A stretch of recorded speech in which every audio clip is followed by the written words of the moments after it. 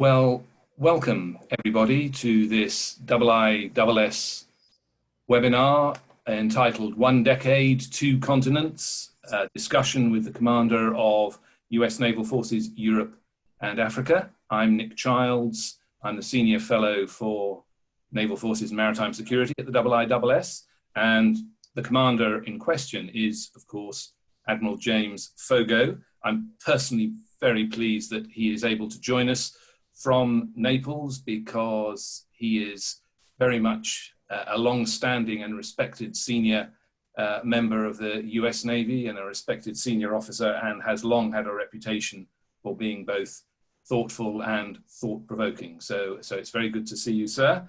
The Admiral will be speaking for about 30 minutes, and then we'll have an opportunity to open the discussion to question and answer from the floor, and you will have two options to make an intervention. The first option you'll see in the bar at the bottom of your screen will be to press the Q&A button, and you will then be able to type in an answer, which I will be able to see and then be able to pass on to the Admiral.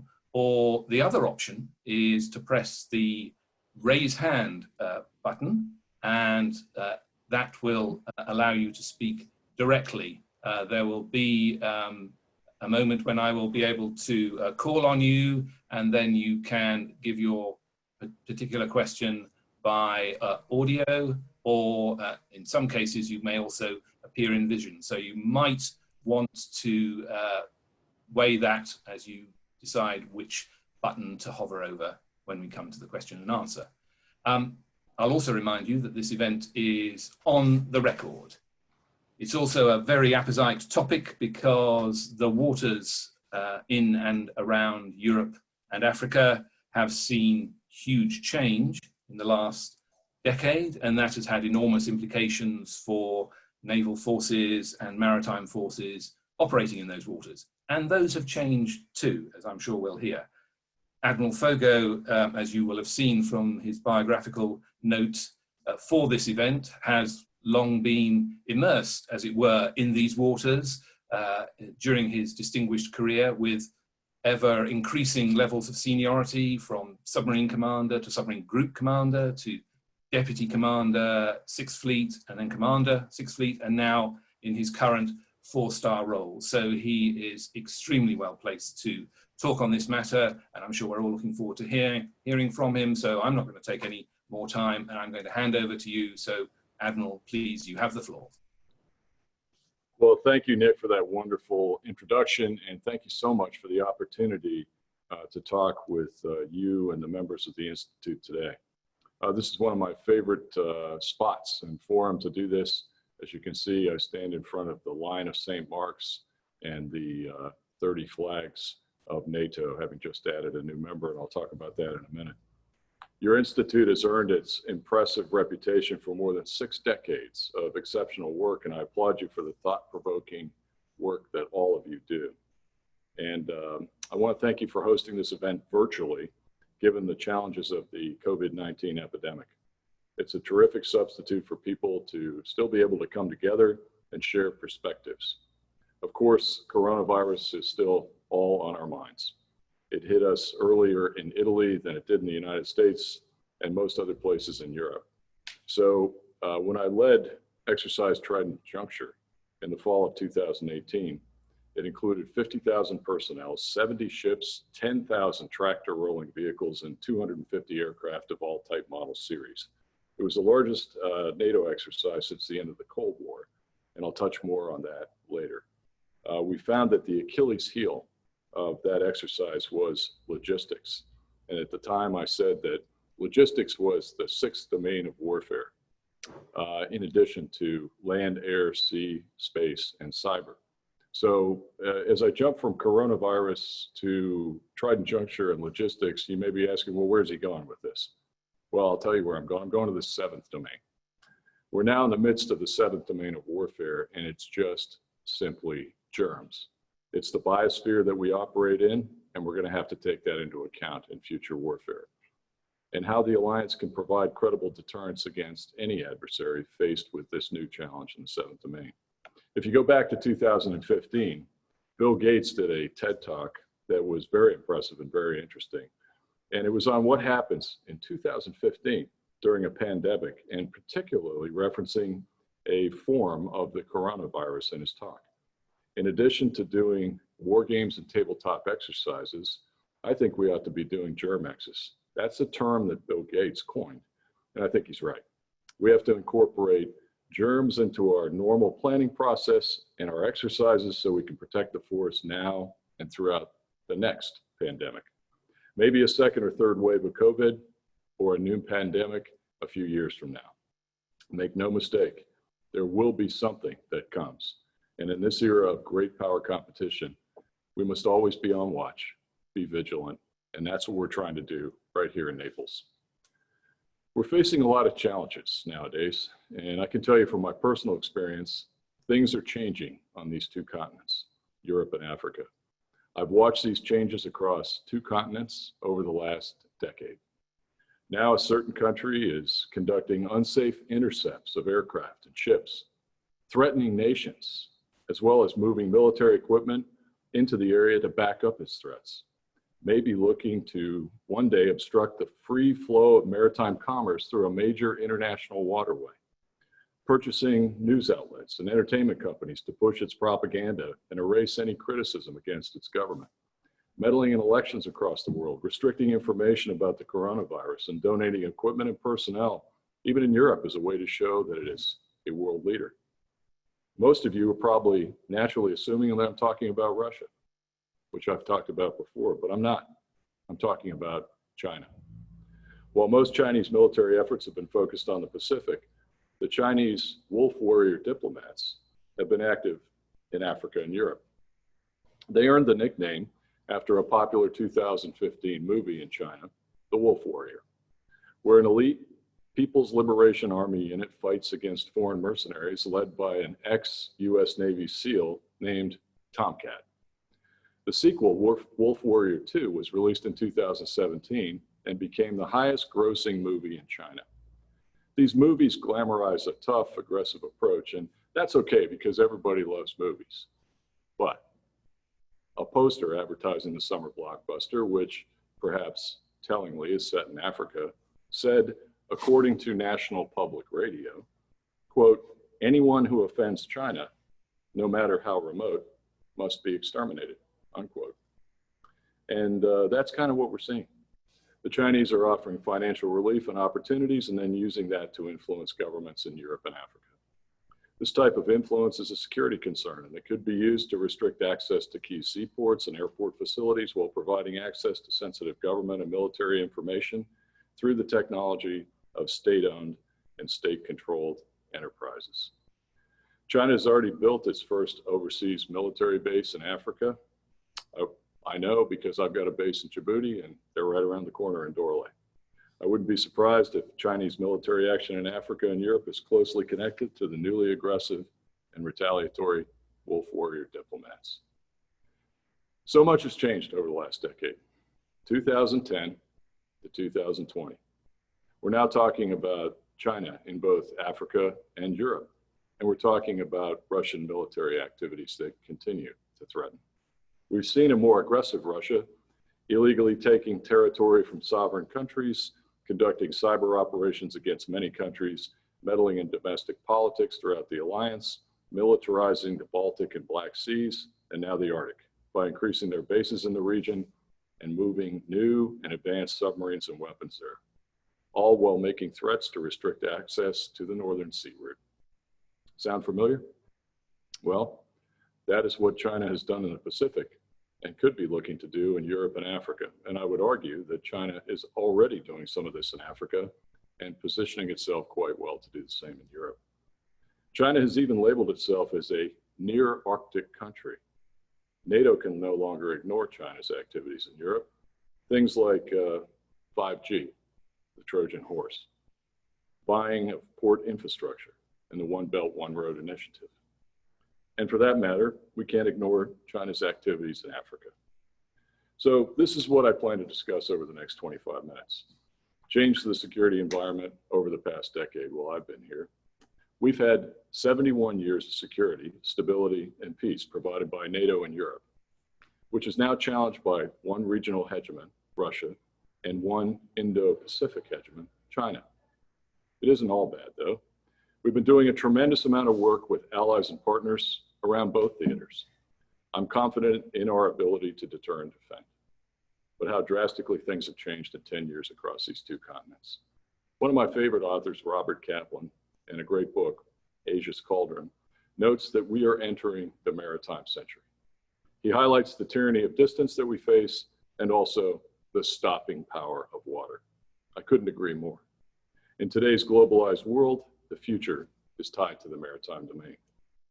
So first, let me talk about what I do from my headquarters here in Naples, Italy. First, this is my third tour in Italy over the past decade and my fifth tour in Europe in 39 years of naval service. I'm a staunch transatlanticist. I was born into NATO at Mönchengladbach, Germany, at Land Component Command, where my dad was stationed in the 1960s. I earned a master's degree from the University of Strasbourg as an Olmsted Scholar, and I've spent nearly a decade here on the continent, including as Commander Submarine Group 8 and Commander US 6th Fleet. Along with those jobs goes NATO commands, Commander Allied Submarines South and Commander Striking and Support Forces NATO. I'm now finishing my tour as Commander Naval Forces Europe and Africa and Commander Allied Joint Forces Command Naples. And I want to talk to you today about what I've seen during my time here and what I think we need to do to be ready for the future. Now, as Commander US Naval Forces Europe and Africa, I have about 600 personnel at my headquarters in Capodichino, just around the corner. My area of responsibility spans from the North Pole to South Africa, from the middle of the Atlantic to the Mediterranean, Black, Barents, Caspian, and Baltic Seas. There are 93 countries in my area of operations, 23% of the world's population, 14 million square miles of land, 30% of the Earth's landmass, and 20 million square miles of ocean, and 67% of the Earth's coastline. I also have a NATO command, Allied Joint Forces Command Naples, right here. We have about 1,000 people at headquarters here in Naples, representing 23 NATO allies and 4 partner countries. On April 4th, NATO celebrated its 71st birthday. I carry a copy of the Washington Treaty with me wherever I go, and I consult it. It's an enduring treaty and an enduring alliance. In fact, it's the most powerful alliance in the world, and that the world has ever known. NATO now counts 30 countries as allies, all dedicated to the ideals of democracy and freedom. A couple of months ago, we welcomed North Macedonia with a poignant ceremony, COVID restrictions in place, right here at my headquarters. We're truly stronger together. We bring together 8.4 million active reserve and civilian personnel. The aggregate GDP of NATO allies is about 38 trillion euro. Perhaps most impressively, NATO is responsible for peace and security of more than 1 billion citizens. The NATO alliance faces new challenges that have emerged over the past decade.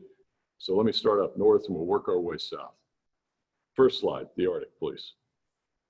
And I can't see them, so I'll trust you to bring it. There it is. Okay, great. The Arctic is changing.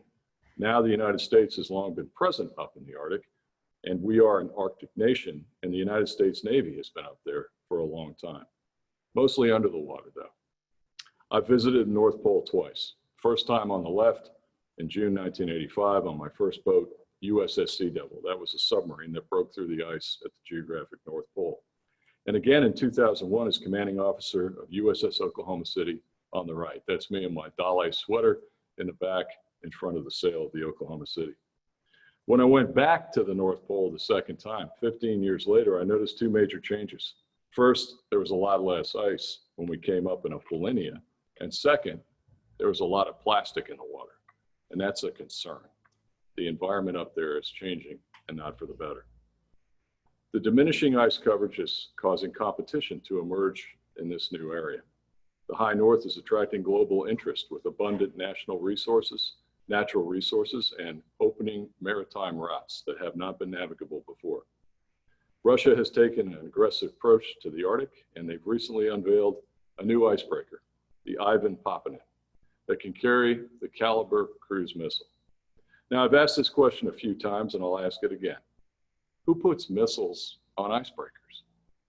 Some countries are putting defensive weapons on their icebreakers, but the caliber is hardly a defensive weapon. The Russians are also reoccupying old Soviet bases and building new ones in the region. They're even deploying the S-400 weapon system to the Arctic bases. We're seeing a new area of maritime competition in the Arctic. Strong navies are needed to protect common interests and ensure the timely flow of trade.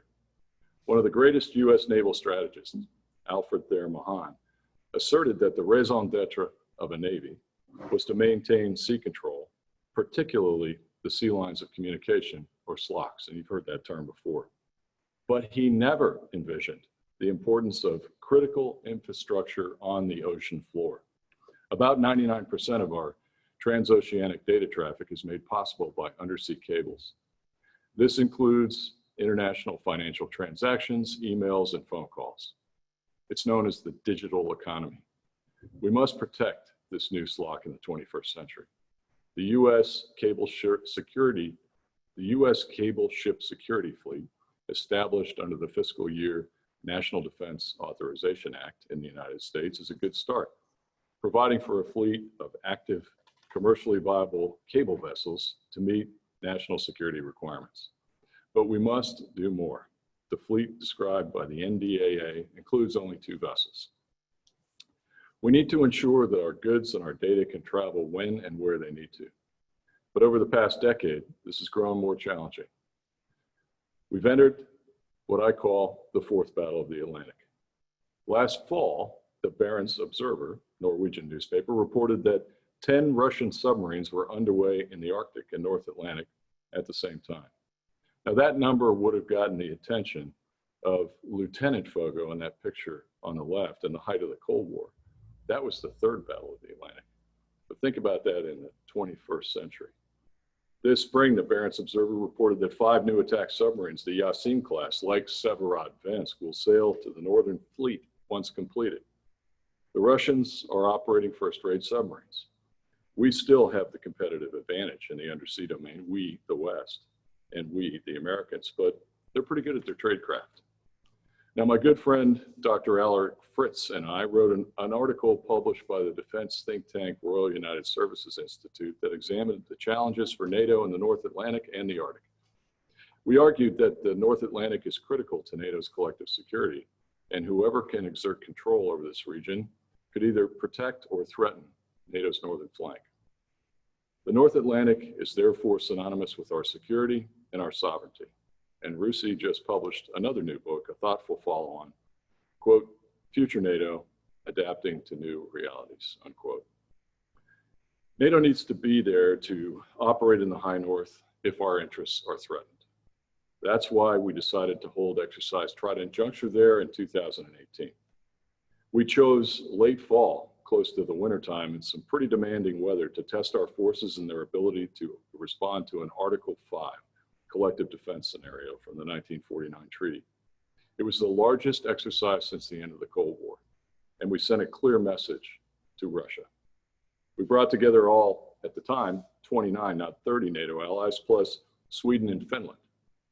We invited observers, and they came from Ukraine, Georgia, Jordan, and even Russia and Belarus sent 2 observers. We were open and transparent about what we did as we improved our ability to defend the alliance, and we wanted them to know that, particularly the Russians. The exercise, in my humble opinion, was a massive success. And like I said earlier, it included 50,000 soldiers, sailors, airmen, and Marines, 70 ships, some big ones, the Iwo Jima Amphibious Readiness Group and the Harry S. Truman Carrier Strike Group, 10,000 tracked and rolling vehicles, and 250 aircraft. It was the first time that an aircraft carrier had operated that high north in decades. That strike group commander, Vice Admiral Gene Black, is now here in Naples and will be taking over as the 6th Fleet Commander next week. That was done with malice aforethought.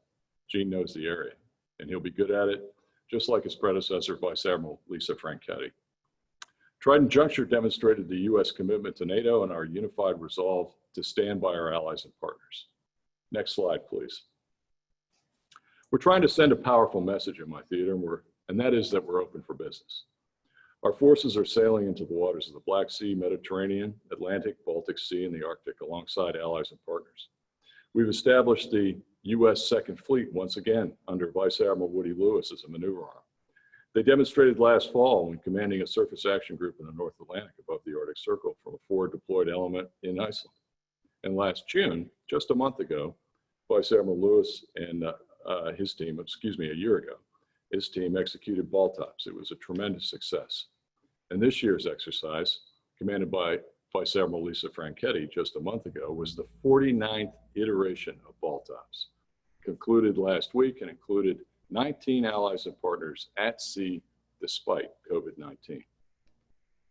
Additionally, just last month, we had a 5-ship surface action group, a SAG, operating with a P-8 Marine Patrol aircraft support up north. Those ships operated in the Barents Sea, an area we haven't operated in for more than 3 decades. This is a photo of them in front of you.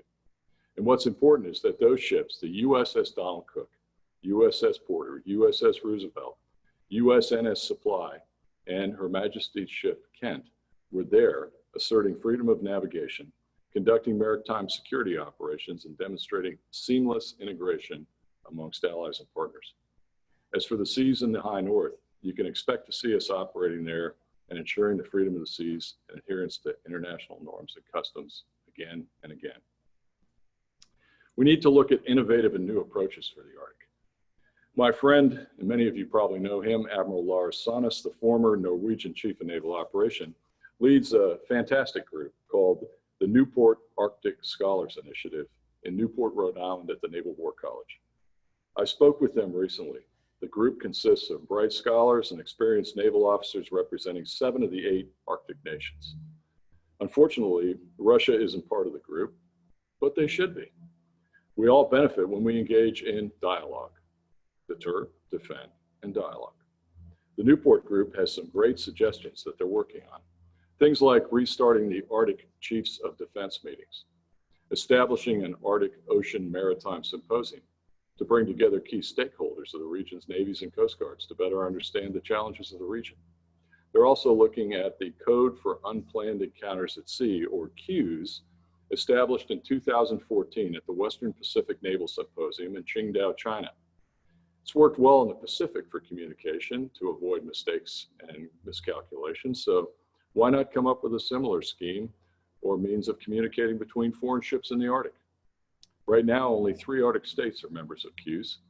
I think there's a lot of potential there for something like that, and we need to keep having a dialogue and look for ways to reduce the chance of any mistakes or any miscalculations. Now, it might surprise you that I'm advocating for dialogue, and while we're always ready to deter and if necessary to defend, we need to look for avenues to talk to one another. Russia has the right to defend itself and protect its interests, no doubt about it. But it needs to exercise that right in accordance with international norms and customs and traditions. What I've seen from them so far gives me pause. Russia is already attempting to use the rules for the Northern Sea Route that violate international maritime laws and protocols. But lest we forget, China is also increasingly seeking to exploit the Arctic. They're eyeing investment opportunities that range from natural resource exploitation to the future commercial maritime traffic potential of the polar Silk Road. With China having its own precedent for making bogus claims over international waterways in the South China Sea, it's possible that China will also seek to bend the rules in their favor in the Arctic. The North Atlantic, Arctic, and Baltic challenges revolve largely on a resurgent Russia with unknown intentions and an emerging China making claims in the Arctic. Now I want to move south to another area where we're seeing Russia increasingly attempt to militarize, and that is the Black Sea. We're committed to upholding international law and norms in the Black Sea. American warships routinely conduct patrols there, so do NATO ships. About 120 days a year for us in the U.S. Navy. We just had the USS Porter and USS Oak Hill together in the Black Sea.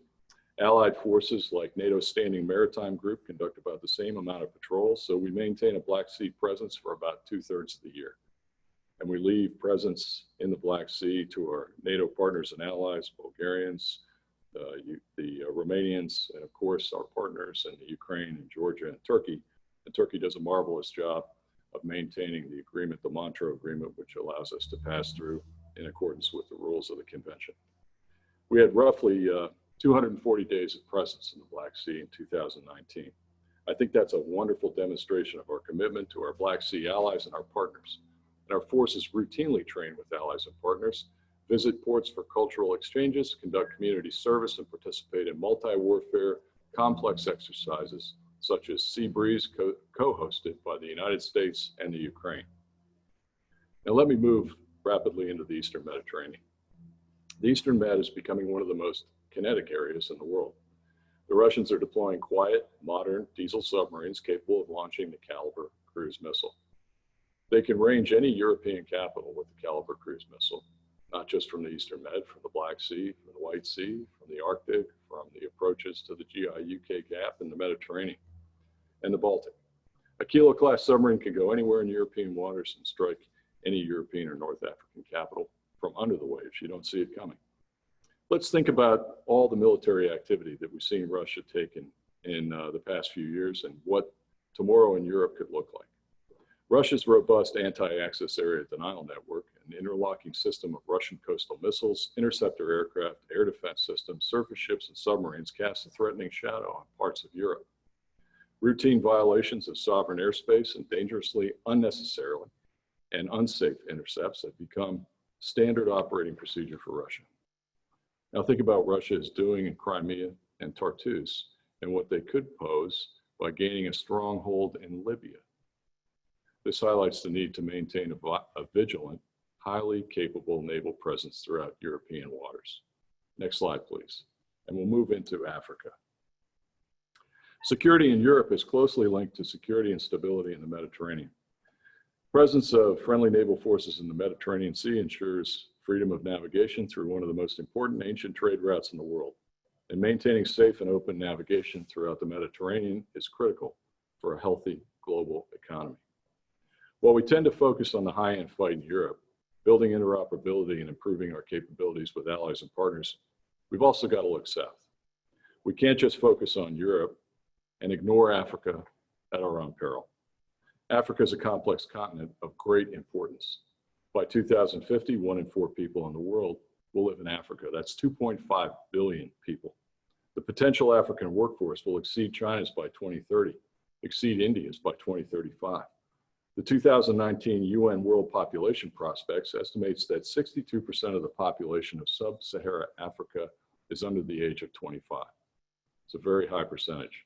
There's vast poverty. About 34% of the population earns just $4 to $20 a day.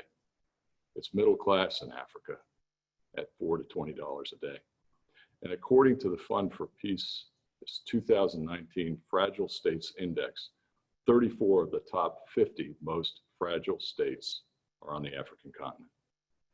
We are working with allies and partners to confront the surge of illicit activity and terrorism stemming from Africa, what I call the nexus of transnational crime and terrorism. And you see it on this slide. In 2015, we saw the tragic killing of nearly 24 innocent people at the Bardo Museum in Tunis. I warned of such dangers also emanating from the maritime domain, and not long after, sadly, we saw the horrific Sousse Beach attacks that killed 38 innocent people. And alas, that attacker came from the sea. NATO has recognized the importance of the southern flank and established the NATO Strategic Direction South Hub. It's a bold initiative to connect, consult, and coordinate with countries across the Middle East and North Africa. We achieved full operational capability in July 2018 right here at JFC Naples with about 80 military and civilian experts. And in this headquarters, we connect allies, partners, and subject matter experts to understand and overcome security challenges in Africa, on the continent, and in the Middle East. We're addressing destabilizing conditions which are conducive to the spread of violent extremism and that undermine the rule of law. I'm incredibly proud of what our team has accomplished, and we're taking a very holistic and collaborative approach as we help coordinate and synchronize NATO activities across the South, optimize resources with maximum effectiveness. We bring people together through webinars and study days. We're working together with the African Union as we help to develop African solutions to African problems. When I was at the AU a few times last year, I was introduced to a group called FemWise, a network of African women involved in conflict prevention and mediation. Last fall, I hosted over a dozen FemWise members of my headquarters and built a bridge with NATO's Women in Peace and Security, led by Secretary General's Special Assistant, Claire Hutchinson. Together, FemWise and Women in Peace and Security make for a powerful combination, and they've been here twice since. Next slide. We're working with African countries to help protect their maritime domain. We start close to the shore, teaching them how to monitor and patrol just offshore. That's the area 0 to 3 nautical miles from the coast. Then we focus on the rest of their territorial waters out to 12. Finally, we do graduate level exercises when we help build maritime domain awareness and security in their exclusive economic zones. In this picture, sailors from the Algerian Navy are preparing to board a Tunisian vessel. They're practicing visit board search and seizure techniques during exercise Phoenix Express, one of our signature series exercises that we do every year. It's part of the Express series, Phoenix Express in the north, Cutlass Express in the east, Obangami Express in the west, in the Gulf of Guinea. And they're all designed to help our African partners build on their own capabilities. We work with maritime domain awareness, maritime security, maritime law enforcement, and last summer, we had the U.S. Coast Guard cutter Thetis deployed to the Gulf of Guinea for a couple of months. She participated in Obangami Express and a real-world operation, Junction Rain, to take down bad transnational actors. They brought with them a wealth of law enforcement knowledge and best practices. We also sent the U.S. naval ship Carson City an innovative 6-week deployment to the Gulf of Guinea to build partnerships and demonstrate U.S. commitment to the region through small boat maintenance and assistance, maritime law enforcement engagement and training, and medical and community relations outreach. The ship conducted port visits in Nigeria, Ghana, Cote d'Ivoire, Senegal, and Cabo Verde. We're committed to supporting our African partners in the maritime domain, protecting their blue economies from threats such as illegal fishing, illicit trafficking, and piracy. We're helping them overcome sea blindness through initiatives like our exercise series and Africa Partnership Station, a maritime security cooperation program that has been around for a decade, and I've been part of it ever since. We've seen tremendous progress over the past decade, and let me just tell you a little bit about that. I think we're making a difference in Africa. We saw that with the development of the 2013 Yaoundé Code of Conduct, signed by 25 West and Central African nations as they collectively sought to address matters such as piracy, illegal fishing, and illicit maritime activity, that they've made a lot of progress. The Code of Conduct framework established objectives and improved interregional coastal relationships and joint capabilities. The resulting joint efforts have already reduced illegal activities in the Gulf of Guinea. Cooperation between Africa's coastal nations is critical. Without this cooperation, desiring to enable terrorism or simply evade the rule of law, ships can easily slip away from a single nation's security forces by quickly transiting to the territorial waters of another country. Helping Africa's coastal nations build a spirit of cooperation and also effective maritime security practices is the reason the United States Navy launched the Express series of exercises some 15 years ago. Our goal is to assist Africa in bringing together maritime security and law enforcement agencies from across the continent's various coastal regions. In 2016, 3 years after the Yaoundé Code of Conduct, pirates hijacked the tanker motor transport vessel Maximus off Abidjan, Ivory Coast. I was the U.S. 6th Fleet commander at the time, and I received a call from my Commodore, Heidi Agel, who was the Commodore of the Military Seal of Command in Europe and Africa, and the Commodore of Task Force 63. She was in charge of our Africa Partnership Station activities in the Gulf of Guinea and happened to be down there. Heidi called me from on board USNS Spearhead to report a potential piracy incident. I told her mission was to find the ship, establish a safe standoff range, and then call our African partners so that we could enable African solutions to African problems. She started with Ghana to let them know that their assistance was needed to monitor the vessel once we found it, and to pass the position to other regional navies and coast guards. The Ghanaians did just that. And as Maximus transited through the waters of Togo and Benin, information was effectively relayed through each of their maritime operations centers. When the pirates aboard Maximus entered Nigerian waters, the Nigerian Navy was ready for them. The Nigerian Navy ship Oak Pabana, a former U.S. Coast Guard cutter, with an embarked Nigerian Navy special boat team for vertical boarding, search, and seizure, conducted a non-compliant boarding, apprehended the pirates, and returned the Maximus and crew safely to port. Great teamwork by all of our African partners in the Gulf of Guinea. Now, in 2019, we partnered with Nigeria to open a maritime domain awareness center. The center is located in Apapa, near the port of Lagos, and will allow African forces to train closer to home and more frequently. In the past, these African national forces had to often travel to Europe or North America to receive similar training. Now, fast forward to this past May, when the Chinese fishing trawler Halufeng 11 was seized by pirates. There was a rapid and engaged cooperation among a number of different African nations that led to the Nigerian Navy interdicting the vessel and conducting an opposed boarding. While underway, doing 9 knots, graduate level maritime security operations. The hostages were all recovered, 10 pirates arrested. Well done to the Nigerian Navy. In the last decade, we've seen remarkable progress in maritime security capabilities of our African partners. But during my travels around Africa over the years, I've started to see a disturbing trend. China is employing a long-term state-driven strategy for both economic and military aspirations. We're seeing this globally as they implement their One Belt, One Road initiative. I've been watching this closely in Africa, and we're seeing tremendous investments there, but on Chinese terms. They bring in their own support structure, their own workers. This is in complete contrast to how we do business. In Djibouti, for example, we use local companies to provide services to Camp Lemonnier, a former French camp which has been in the Horn of Africa and part of our basic structure around the world for over 20 years. We contribute millions to the local economy. The United States contributes about 8.5% to the national GDP of Djibouti. Yet the Chinese aren't focused on improving local economies. When the local governments can't pay back loans, they engage in debt warfare. These are the wolf warriors.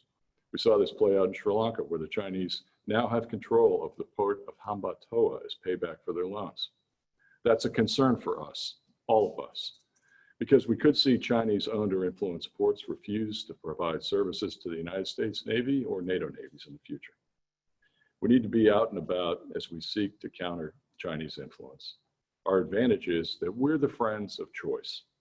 I've spent a lot of time in Africa, and I can tell you that those countries would rather do business with the United States or with NATO partners than China or Russia. They respect our values, our commitment to freedom, and the quality of our equipment and services. They know we don't have strings attached to partnership like China does. As I tell our African partners, we work together to fix ships, sail ships, and I only ask for one thing from you in return, and that is your friendship. Next slide. It's my get off the stage slide here. Sunrise on a DGG.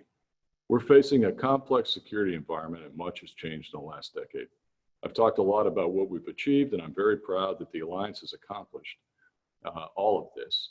And now I want to look to the future. I note that in the beginning, we were entering a maritime century, and I truly believe that. We're also in an era of increasing geostrategic competition, and we need to reaffirm our commitment to allies and partners and to ourselves.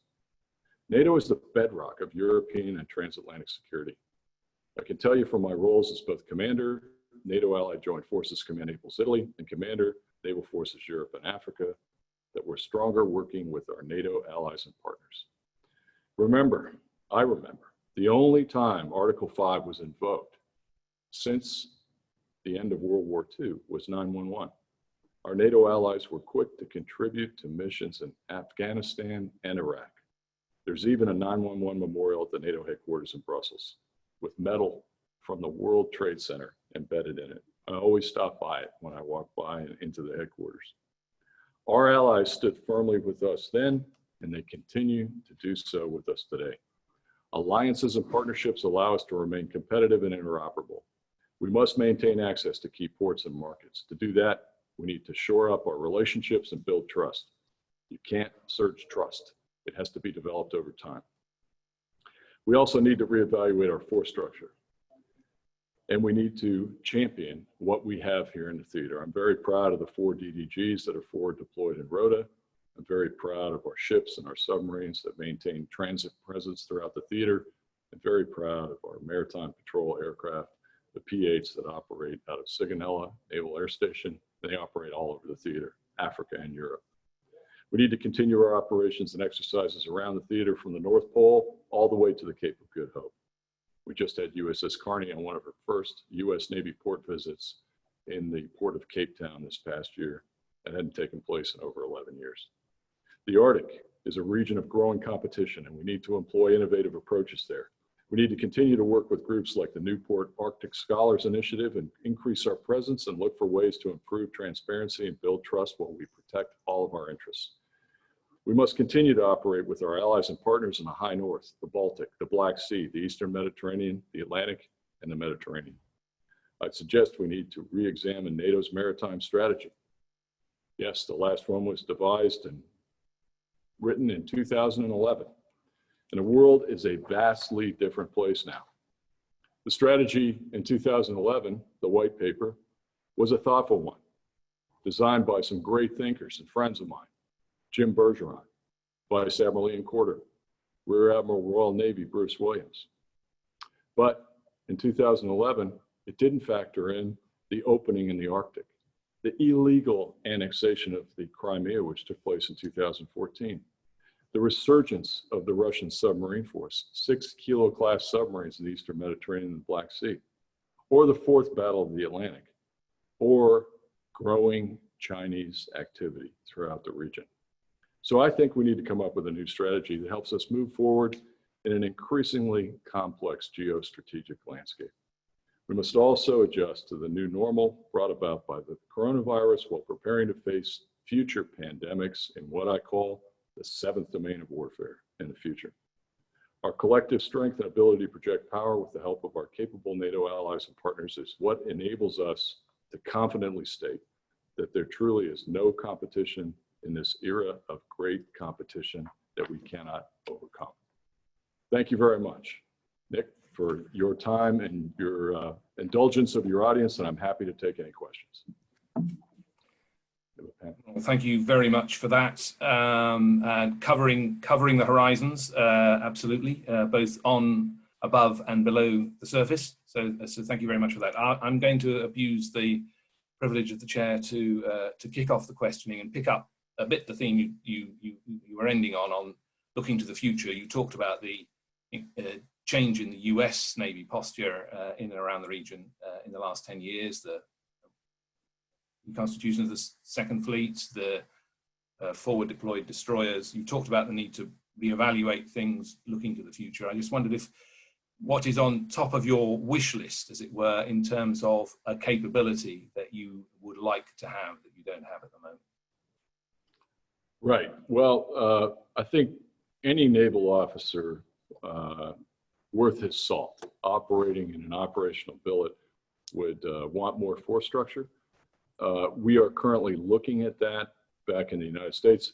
As you know, we have a brand new Secretary of the Navy, but a man who is no stranger to the United States Navy and our operations. He's a retired Rear Admiral, former Ambassador of the United States to Norway, 77th Secretary of the Navy, Secretary Kenneth Braithwaite. And he's been on the job for about 3 weeks, and he's currently looking at our integrated force structure assessment with the Chief of Naval Operations, Admiral Mike Gilday, in order to make some decisions on how we want to deploy our ships and what kinds of capabilities that we want to purchase with our very generous budget for naval operations in the future. So that's all under development back in Washington, D.C. in the Pentagon at what we call the level of chain of command of Echelon 1. Now, what I will tell you is that in this theater, we're very, very busy. We're getting a lot of work out of those workhorses, the destroyers that are in Rota. The P-8 aircraft are a force multiplier for us. So I used to have P-3 aircraft when I was here as a one-star, and again as Sixth Fleet Commander. And I was delighted when we got these Cadillacs that come in, the jet aircraft, the P-8s, and we've been flying the wings off of those all over the theater doing ISR and theater undersea warfare in both Europe and down as far as the Mediterranean, and even some ISR on the African coast on both sides. As far as presence goes, I'd like to see some more transit presence and some more utilization of our carrier strike groups and our amphibious readiness groups. Right now, I'm very, very fortunate to have the Baton Amphibious Readiness Group here in the theater in the Mediterranean. And while they're here conducting their transit as they head through the Suez and on into other operational areas, we make best use of them to conduct exercises with our allies. Now, there's some COVID restrictions for that, but Oak Hill was just up with Porter in the Black Sea, as I mentioned. And so having that transit presence and having more of it, having more of the strike groups, the carrier strike groups coming through would be very beneficial to us. That's all dictated by Echelon 1 again back in the Pentagon. And what I will tell you, Nick and friends, is that when given tools and opportunities like that, we make best use of them. That's what we did with the Harry S. Truman during Trident Juncture. It was what we call dynamic force employment. We wrote a paper and said, hey, we think we have a place for the Harry S. Truman, and we got it for the whole deployment. And I think we demonstrated that we made tremendous use of the asset and got an incredible return on investment. As I said, that's why Vice Admiral Gene Black, who was the strike group commander, is back here and going to take over the 6th Fleet. Thanks, that was a great question. Thank you, Admiral. I'm going to follow on that theme a little bit, actually, with a couple of questions, and I'll put them together. One from Dr. Lee Willett. Dr. Lee Willett is an independent writer who says, you talked about the Western Achilles heels and the military strategic advantages that China and Russia have. You talked about Western vulnerabilities like cables, but what would you say are the Western NATO naval capabilities that give them military strategic advantage? And I don't know if it is linked in your mind, but I'm going to link it with a question from Harlan Ullman, who also asks how you envisage, in terms of the future, the use of autonomous systems. Can you expand on how you would use unmanned systems in all dimensions? So if you could take on those two. Okay, for both Dr. Lee Willett, I've read some of your material, and also Dr. Ullman, hello, greetings, and thank you for coming through the virtual network here and contributing with your questions. So Nick, you mentioned Western Achilles heel. Certainly what we learned in Trident Juncture is that 6th domain of logistics could be an Achilles heel. It's the Achilles heel of any army and has been since the time of Alexander the Great. Recall the great quote, often misquoted in literature, but it goes something like this. My logisticians know that if I ever lose a battle, they will be the first that I slay. And my logisticians know that too, even though I'm a pretty balanced and nice guy as far as a leader goes. But you can't go anywhere without beans and bullets. We had to move 7 divisions in 30 days during Trident Juncture. That was enormous. And what came out of that was a validation of the joint logistics support groups for both JFC Brunson and JFC Naples. So they gave us about 150 extra people, which boosts my numbers close to 1,000 here in the headquarters. Also taught us how to put material in advance. We had 40 bases established up there during the 18 months of planning, and those bases were disestablished and everything returned to a green field after we were done. But on those bases, we had food, we had ammunition, and we had fuel bladders so that we could conduct those 10,000 tracked and rolling vehicle operations throughout the country and amphibious assault operations throughout the fjord. So I think for any army, not just the Western Army, but for the Russians and for the Chinese as well, logistics is an Achilles heel. Yeah, I talked about undersea cables, very sensitive subject. I think we need to know in that undersea sea line of communication that they are safe and that they are secure, and therefore we've got to have more presence out there and watching what any potential adversaries might be doing. And let me just leave it at that. As far as naval capabilities for NATO, advantages and disadvantages. First of all, the partnership of the alliance and relying on one another, coming together as a standing NATO maritime group and going into the Black Sea, coming together as the 20 or more ships of Baltops this year, even during the Corona crisis, was enormous. And conducting that operation and sending a very strong message to anybody that might threaten not just the Baltic countries, but anybody that has contiguous borders to the Baltic countries up in the Baltic region. in light of the fact that I like to say Kaliningrad has probably got the highest density of weapon systems of any place on Earth when you look at everything that's in there with anti-ship cruise missiles, aircraft capabilities, and S-400 type weapon systems that threaten anybody that operates in that sea. Advantages for us are numbers, gross domestic product, 38.5 trillion euros for the entire alliance. You know, the elephant in the room is always the nations that contribute a percentage of their GDP to alliance operations. I think our president has brought that debate to the forefront. It's very important. Burden sharing is very important. I think if everybody contributed 2%, you know, that would be about 7.6 trillion euro that we would have in order to buy additional capabilities where we may be short. Some of the disadvantages, I note that there's a lot of choke points in the theater. There are the Denmark Straits. There are the Straits of Gibraltar. The GI-UK gap is a pretty wide area, but you could mine those areas, and that would be a problem for us. I'll take you back to Odyssey Dawn Unified Protector. So I was the J3 for Joint Task Force Odyssey Dawn, and then followed on as a task force commander for Unified Protector for 9 months in the Libyan operation. At one point, Gaddafi became very desperate, and he sowed 4 Russian-era mines off the coast of Misrata, where there was humanitarian aid going in and going out. Shut down the operation for over 2 weeks because those mines were floating out there. And the initial response of some of the sailors that were looking for them was, we'll just shoot the mine and sink the mine. You know, I called back as a 1-star naval officer, one of my classmates who was in San Diego at the Mine Warfare Center. I said, hey, Neil, is that the right way to deal with a mine? He goes, absolutely not.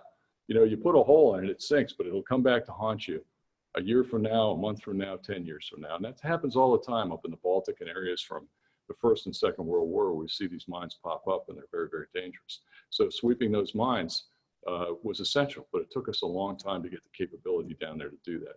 Now think about all those choke points and think about the places that we operate or may operate in time of war. That could be a disadvantage. So we need to put an investment into mine warfare. And interoperability could be an advantage or could be a disadvantage. It depends. My own country is guilty of jumping leaps and bounds ahead. You know, we talk about generation time. You have to have the next, you know, iteration, 2.0, 3.0, 4.0, 5.0, Windows 7, 8, 9, 10, 11. We go fast, and it's no good if it's the older generation. A lot of the allies are unable to keep up because some nations are big and they have big budgets, other nations are small and they have smaller budgets. So I'm not saying that we should retard that progress, but we have to keep in mind that we've got to stay connected. So there's got to be some kind of a transition between those nations who may not have, you know, 4G, 5G, and we're working on our own capability in 5G to stay plugged in and be able to be interoperable, weapon systems, intelligence, surveillance, and reconnaissance, and most importantly, communications. Now on unmanned. Unmanned is really important. If you ask any naval officer, any Air Force officer, any combatant commander worth his salt, what do you want the most in your theater? He's going to tell you ISR, intelligence, surveillance, and reconnaissance. That could be manned aircraft like the P-8s, which fly all over the place, sometimes threatened in unsafe or unprofessional manners by our adversaries, or it could be unmanned systems in the air, unmanned systems on the sea, unmanned systems under the sea. So part of that capital investment, if people would make the 2% commitment, could be in additional unmanned systems throughout the theater. I'd be all in, and I'd be very much in favor of that. And we're looking at that, not just in the United States Navy, but throughout the joint force in my country. So thanks so much to Harlan and Dr. Willett for those 2 great questions. Thank you, Admiral. We do have some blue hands up, and the first one to put their hand up was Pearl Matibe. So if you are ready to put your question, you can put it directly to the Admiral. Thank you very much, Admiral. I must say, before I joined this meeting, I did not have this expectation that you would be sharing such good information. So I'm pleasantly surprised. I was going to pass up on this meeting, but I am happy that I joined this. Excellent content. Thank you very much. I do have a question for you. You rightly said that you do have some maritime competition. You spoke a lot and shared a lot about the northern part of Africa. But as you already are aware, South Africa has 1,500 miles of coastline. Mozambique alone, well, no, Mozambique has 1,500 miles of coastline. South Africa, I believe, is almost 1,700.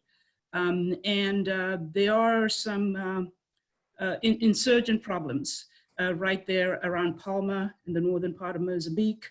I'm not so sure that the South African Navy is going to be going up there to help Mozambique. So are you seeing any, or do you plan to do, or do you have any activity around there? Or is there anything you're doing with South Africa or helping to monitor that coastline along Mozambique and South Africa, particularly since relations there with Russia and China are on the up and up? Thank you. Well, thank you so much for bringing that up. And I'm really glad that somebody steered us to the African continent, and particularly to South Africa, which I see is a key interlocutor in maritime security in Africa. The two big maritime nations, in my humble opinion, in Africa are Nigeria with the Nigerian Navy, and South Africa with the South African Navy. And it was in the beginning of my tour as the commander of Sixth Fleet, where I did a coalition force component commanders conference here in Naples, Italy, at the US Navy headquarters in Capodichino. And we had, I think, 21 chiefs of naval operations or equivalent representatives from African navies whose countries all bordered on the coastline. South Africa came back then. There was a submariner, Rear Admiral Digby, I think he's retired now, but it was also the fleet commander, Bravo Milano. Bravo Milano was an incredible guy, still around, he's still down there. He was Nelson Mandela's first naval aide. And since that time, I have reached out to him several times, inviting him to come and participate in either our Cutlass Express on the east side of Africa, the Express series, we do that once a year, or Obangami Express on the west side of Africa and the Gulf of Guinea. And that invitation remains open.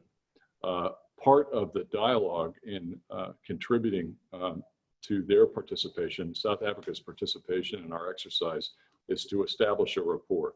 So it's fine for me to say that Admiral Milano came to the headquarters and we had him here for the CIFMIC course, and he was delightful and he participated. It's quite another to build that trust over time that I talked to you about.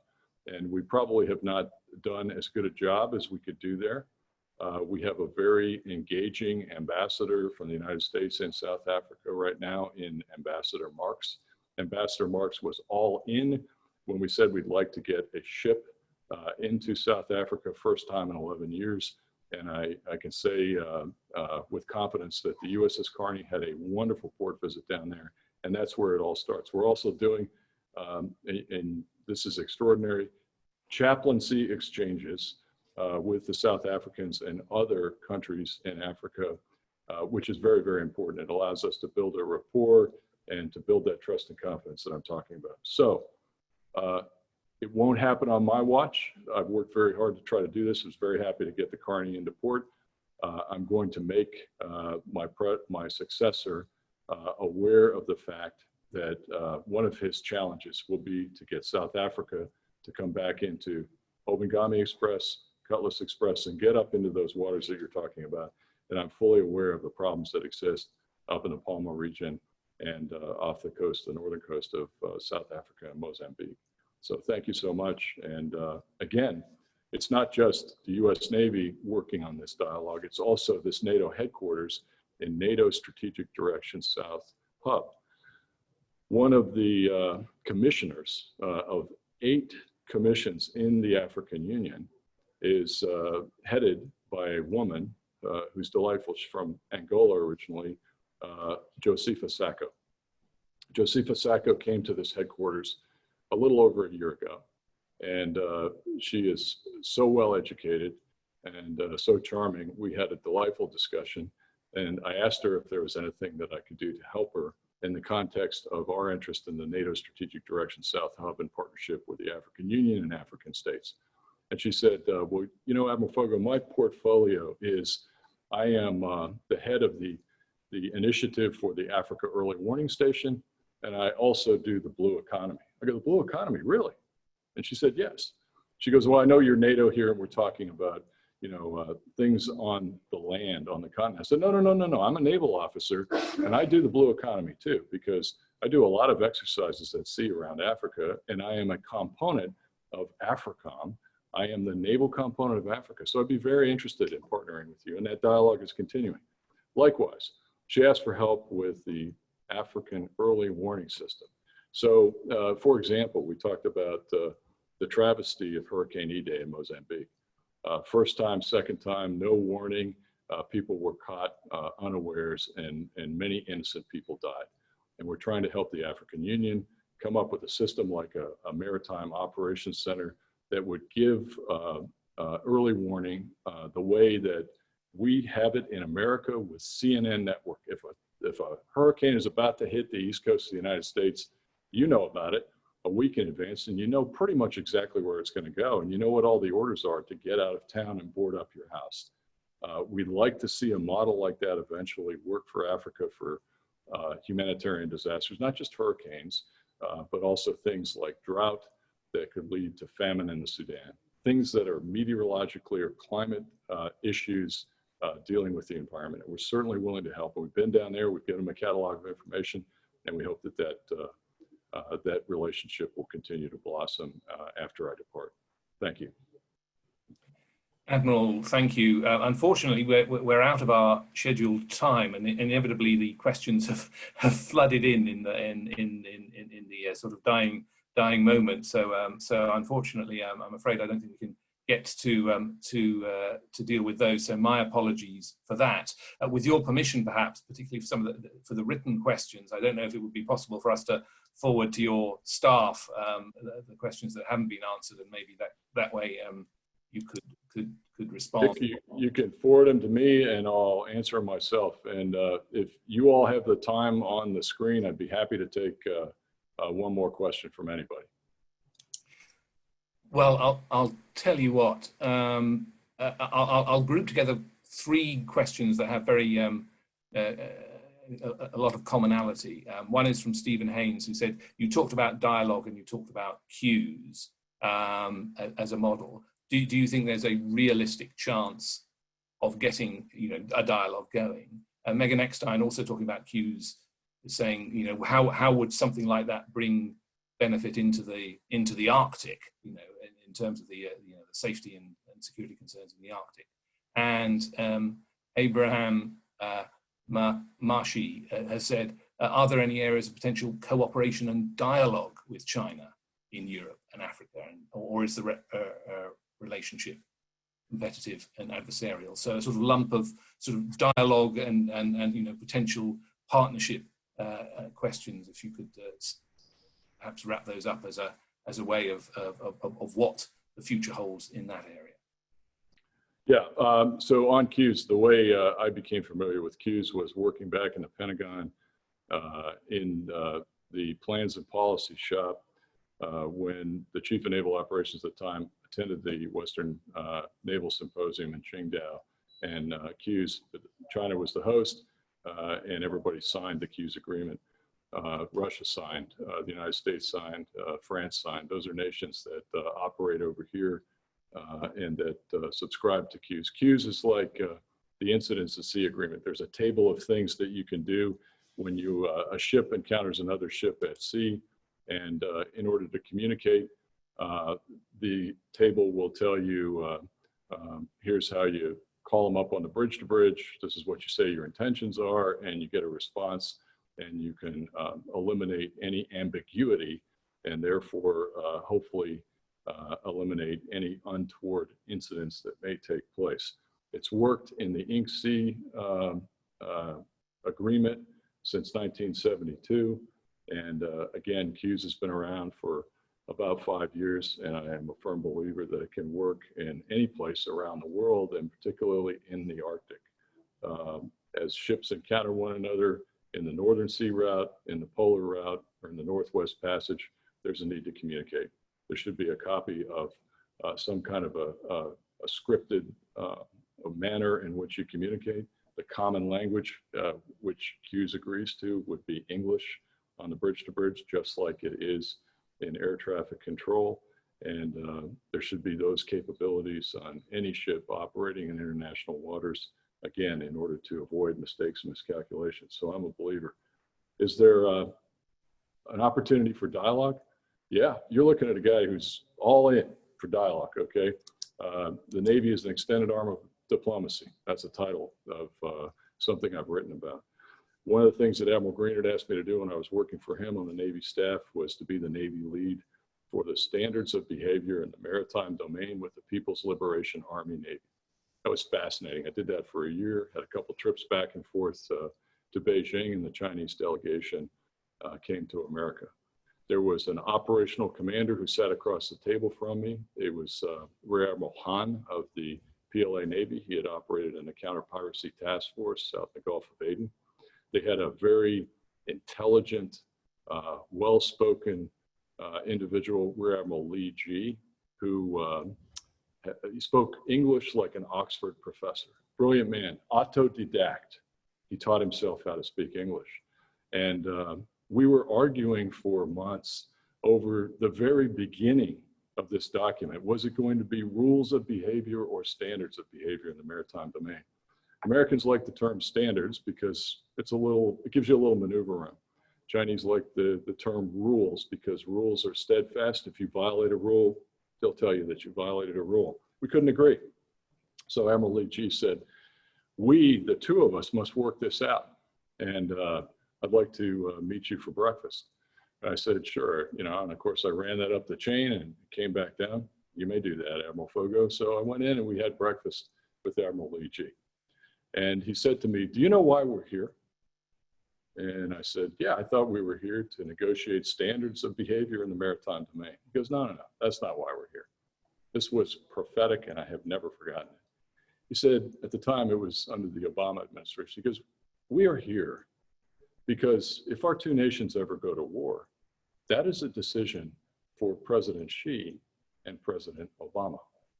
That is not a decision for men in the cockpit of an aircraft or men on the bridge of a ship. Now, they don't have women in their air arm or in their Navy commanding ships. We do.